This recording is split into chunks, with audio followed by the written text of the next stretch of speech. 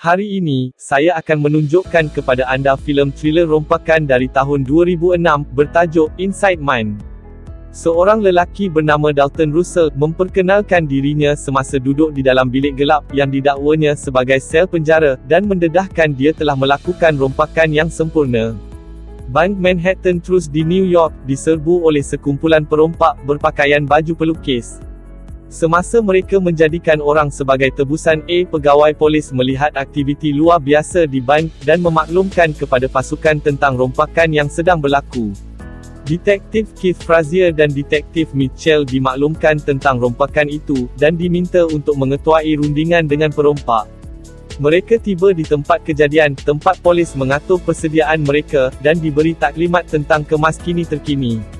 Di dalam bank, perompak mengarahkan tebusan berkumpul di Dewan Utama, tempat mereka mengumpul kunci dan telefon bimbit mereka. Salah seorang pekerja bank cuba menyembunyikan telefonnya, membayangkan bahawa dia meninggalkan. Sila like dan subscribe channel kami. Terima kasih. Di rumah, tetapi ketua mereka menemuinya di dalam bilik pejabatnya dan memukulnya di hadapan semua orang untuk menghantar mesej bahawa semua orang perlu mematuhi perintah mereka.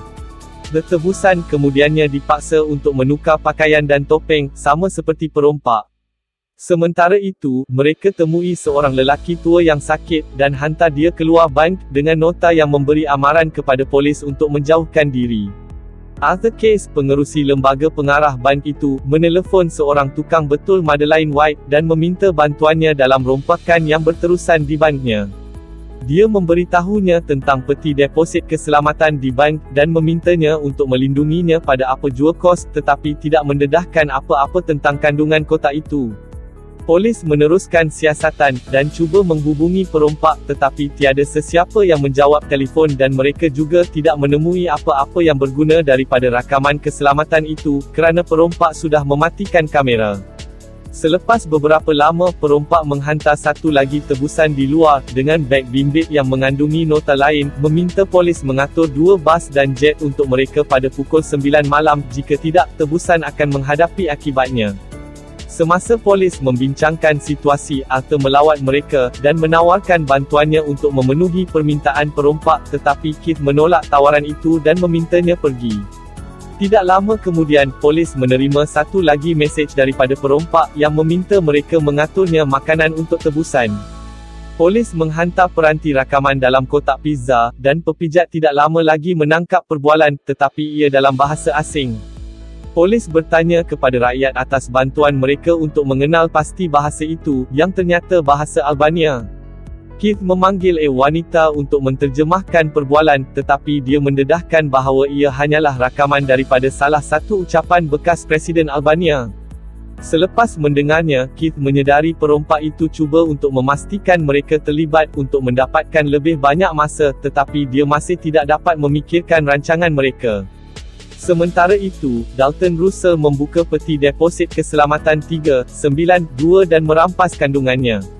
Madeline tiba di luar bank, dan diperkenalkan kepada Keith yang diminta untuk memasukkannya dalam penyiasatan.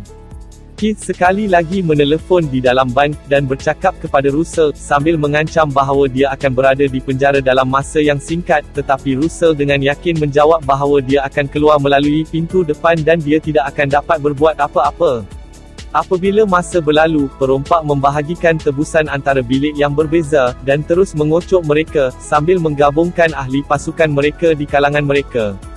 Mereka juga terus mengusahakan rancangan rahsia mereka, dan terus menggali lantai di dalam bilik bekalan bank. Atas permintaan Madeline, Keith membenarkan dia bercakap dengan perompak itu, dan dia menawarkan Russell jalan keluar yang selamat, jika dia melindungi kepentingannya. Selepas mendengarnya, Russell menjemputnya masuk ke dalam bank, di mana dia menawarkannya $2 juta jika dia melindungi kandungan kotak itu, tetapi dia menolak tawaran itu. Atas soalan Russell tentang kandungan, dia menafikan mengetahui apa-apa tentang perkara itu, tetapi dia mendedahkan bahawa dia menyedari kandungan di dalam kotak itu. Dia memberitahunya, kotak itu adalah milik seseorang yang bekerja untuk sebuah bank di Switzerland semasa Perang Dunia II, dan mengambilnya memanfaatkan keadaan untuk membuat banyak wang, yang kemudiannya digunakannya dalam menubuhkan bank ini. Madeline menyedari bahawa dia tahu tentang masa lalu Arthur dan memintanya untuk membawanya ke bilik simpanan keselamatan. Dalam kotak itu, mereka menemui sampul surat yang mengandungi dokumen daripada Nazi Jerman, dan Russell berkata Arthur sepatutnya memusnahkan dokumen ini sejak lama dahulu. Dia sekali-sekali lagi menawarkan bantuan kepadanya sebagai balasan untuk jalan keluar yang selamat, tetapi dia nampaknya tidak berminat langsung. Dia datang keluar bank, di mana Keith bertanya tentang perbualannya dengan perompak, tetapi dia tidak mengendahkan soalan lelaki itu dan berkata dia tidak dibenarkan berkongsi sebarang butiran dengannya. Semasa pasukan membincangkan rancangan berpotensi perompak itu, Keith mengesyaki mereka hanya mengganggu tumpuan. Kepada beli lebih masa, dia memutuskan untuk selangkah ke hadapan dan menelefon Russell untuk memaklumkan dia telah mengatur pesawat sebagai mengikut permintaannya, tetapi dia tidak akan menyerahkannya, sehingga dia memastikan tebusan selamat. Sebagai balasan, Russell menjemputnya masuk ke dalam bank, tempat dia menunjukkannya dan biarkan dia bertemu tebusan. Dia membawanya ke bilik lain, di mana Keith memberi jaminan tebusan bahawa dia akan membawa mereka keluar tidak lama lagi. Keith bercakap dengan Russell, dan menawarkan dua pilihan, sama ada dia akan menangkapnya selepas rompakan itu, atau dia boleh keluar bersamanya dan menamatkan rompakan itu sekarang, tetapi dia menolak kedua-dua pilihan. Semasa bercakap dengannya, Keith juga mendedahkan bahawa mereka tidak pernah tahu mahukan kapal terbang dan hanya cuba menyibukkan mereka. Russell juga bertanya tentang kehidupan peribadinya, yang Keith katakan dia ingin berkahwin, tetapi tidak mempunyai sumber kewangan yang mencukupi untuk berbuat demikian. Sebelum pergi, dia menipu Russell untuk bergaduh, dan cuba menanggalkan topengnya, tetapi rakan-rakannya selamatkan dia. Selepas meninggalkan bank, Keith memberitahu Mitchell bahawa dia sengaja memulakan pergaduhan, hanya untuk mengetahui tentang pemikiran perompak dan telah mendapati bahawa mereka tidak akan menyakiti sesiapa pun. Tidak lama lagi, dia terbukti salah, sebagaimana Russell memanggilnya, dan meminta untuk menghalakan kamera ke tingkat 2, di mana mereka menghukum mati salah seorang tebusan di hadapan mereka. Keith berasa kecewa, dan bergegas ke bank, di mana Russell memberitahunya bahawa dia bertanggungjawab pembunuhan itu dan dia akan membunuh orang lain juga jika dia tidak memenuhi tuntutan mereka. Atasan Keith tiba, selepas mengetahui berita tentang pembunuhan tebusan, dan memarahinya kerana tidak bertanggungjawab. Dia memaksa dia untuk menjauhi kes itu, semasa dia merancang langkah seterusnya bersama pasukan yang lain. Polis memutuskan untuk menyerbu bank, dan gunakan peluru getah untuk menjatuhkan semua orang, sehingga mereka mengenal pasti perompak. Sementara itu, Keith mengesyaki perompak tidak boleh hanya duduk di situ dalam gelap, dan mereka pasti melakukannya beberapa cara untuk menjangkakan langkah polis seterusnya. Dia kembali ke van, dan mencari beg bimbit mereka menghantar lebih awal, mengetahui bahawa mereka telah memasang peranti pendengaran dan mengetahui setiap peranti mereka bergerak. Dia mengarahkan pasukan untuk meninggalkan rancangan itu, tetapi mereka masih memutuskan untuk meneruskan. Perompak yang telah mendengar tentang serbuan itu, menggunakan bom tangan asap dan keluar dari ban bersama tebusan. Polis mengelilingi mereka, dan Keith memerintahkan untuk menyoal siasat setiap seorang daripada mereka, seperti sebahagian daripada mereka mungkin perompak. Apabila tebusan dibawa pergi, polis masuk ke dalam ban dan mula mencari sekeliling untuk mengetahui tentang kehilangan. Mereka melihat sekeliling bilik bekalan, tetapi terkejut melihat bahawa perompak tidak menyentuh wang itu. Keith mendapatkan semula telefon bimbit tebusan, tetapi dapat keliru kerana dia tidak dapat memahami tujuan rompakan itu, jika mereka tidak mencuri apa-apa daripada bank. Pasukan itu juga mengetahui tentang senjata tiruan dan alat peraga, menyedari bahawa mereka ada tiada rancangan untuk mencederakan sesiapa, dan memalsukan hukuman mati hanya untuk mengancam mereka. Atas arahan Keith, yang polis menyiasat setiap tebusan, tetapi tidak dapat mengesyaki mana-mana daripada mereka adalah perompak. Keith bertemu dengan seniornya, dan memberitahunya tentang butirannya, dengan mengatakan tiada seorang pun tebusan didapati terlibat, kerana mereka telah menyaksikan satu sama lain. Kerana mereka tidak dapat mencari petunjuk, dan tiada sebarang bukti rompakan itu, dia diminta menutup kes kerana kekurangan bukti. Keith bersetuju, tetapi meneruskan pencariannya untuk kebenaran.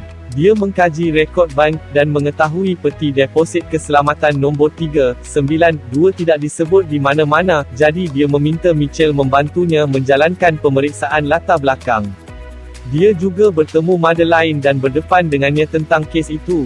Dia mengeluarkan rakaman yang menjelitkan yang dibuatnya sebelum ini, apabila Madeleine diperkenalkan kepadanya, dan dia diugut untuk bekerjasama dengannya.